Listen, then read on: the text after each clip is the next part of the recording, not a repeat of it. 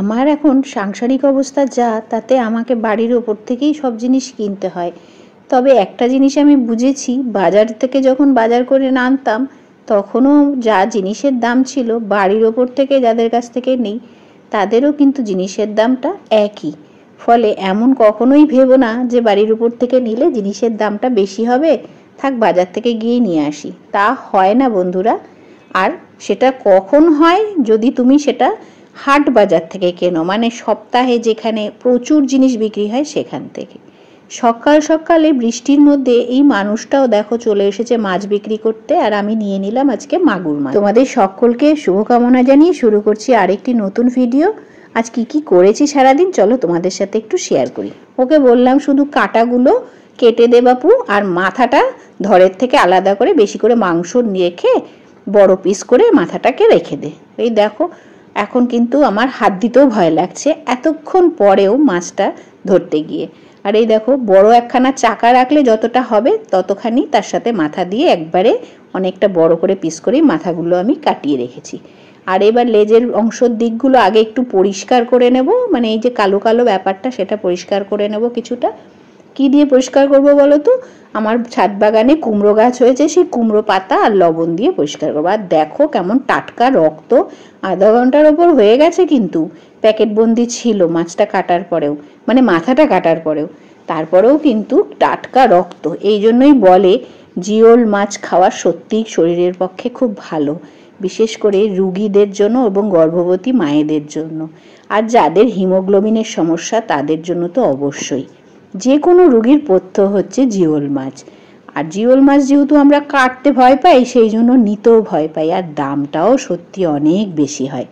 এখন তো দেখছি মাগুর মাছের দাম বেশি, শিঙি মাছের দাম কম।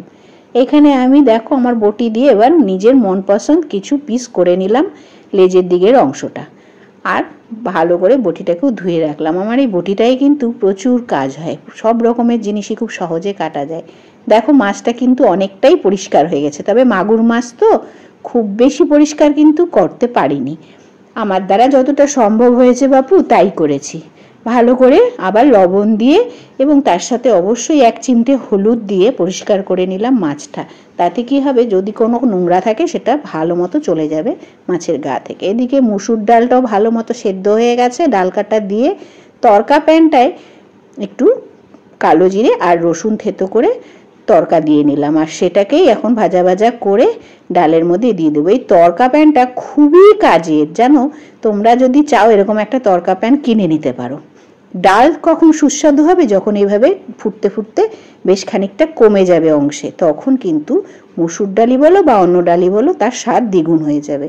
এখানে একটু মশলা গুলে নিলাম, ধনে জিরের গুঁড়ো, লঙ্কার গুঁড়ো, আদা পেস্ট, আর তার সাথে একটু কাশ্মীরি লঙ্কার গুঁড়ো একটু জল দিয়ে গুলে রাখলাম।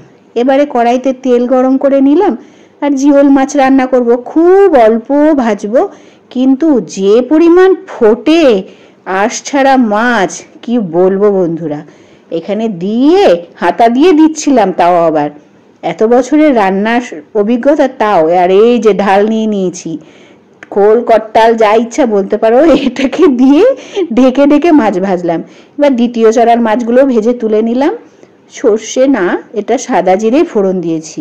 ফোড়ন দিলাম বাকি তেল, মাছ ভাজার তেলটার মধ্যে, তার মধ্যে অর্ধেকটা পেঁয়াজ কুচি দিলাম, আর তার সাথে লম্বা লম্বা করে কেটে রাখা আলু। একটু ভেজে উঠলো আলু, তারপরে দিয়ে দিচ্ছি দেখো টমেটোটা, আর একটু পরে দিয়ে দিলাম সেই যে মশলাটা করে রেখেছিলাম সেই মশলাটা কষাতে কষাতে কি পরিস্থিতি হয় চলো তোমাদের দেখাই। দেখো প্রথমেই যখন মশলাটা কষতে শুরু করেছিলাম তখন কড়াইয়ের সাথেই থেকে যাচ্ছিল, খুন্তির সাথে কিন্তু মশলা ঘুরছিল না।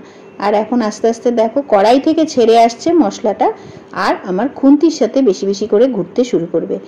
যখন দেখবে পুরো মশলাটাই তোমার খুন্তি নাড়ার সাথে সাথে খুন্তির সাথে সাথেই নড়ছে, তখন বুঝবে যে মশলা একদম ভাজা ভাজা হয়ে গেছে। এবার তুমি ঝোল দিতে পারো, মানে ঝোলের জল দিতে পারো। এই দেখো কালারও কিন্তু তার সাথে সাথে চেঞ্জ হয়ে যাবে। আর এই দেখো মশলাটাও আমার প্রায় কষে এলো। এই হচ্ছে একটা ছোট্ট টিপস, যখন খুন্তির সাথে মশলা নড়বে তখন বুঝতে হবে যে মশলা তোমার ভাজা হয়ে গেছে। এবারে গরম জল দিয়ে দিলাম ঝোলের জন্য পরিমাণ মতো, আর দিয়ে দিচ্ছি হালকা করে ভেজে রাখা মাছগুলো।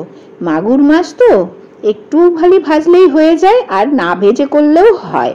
তা আমি একটু ভেজে নিয়েছি বাবু, কেননা মেয়ে আবার খুব নাকশিট করে সব জিনিস দিয়ে। তবে একটা জিনিস কিন্তু সত্যি কথাই, খেতে নাকি খুব ভালো হয়েছিল। এটা আমি অবশ্য বলতে পারবো না, কারণ আমি কিন্তু মাগুর মাছ পছন্দ করি না। এক সময় আমাকে এত শিঙি মাগুর মাছ খাইয়েছে আমার বাবা মা যে এর প্রতি একটা অভক্তি চলে এসেছে। জানি না, অদূর ভবিষ্যতে আবার ভালো লাগলেও লাগতে পারে। এইখানে আমি প্যাক করে নিলাম কর্তামশাইয়ের টিফিন ব্যাগটা, আর এখানে তার জন্য একটু খাবারও বেরিয়ে নিলাম। আজকে কিন্তু আমি কাঁঠালের বীজ এভাবে জাঁতি দিয়ে কেটে ভাজা করেছিলাম। তোমরা কে কে এই জিনিসটা খেতে ভালোবাসো আমাকে কমেন্ট করে জানিও।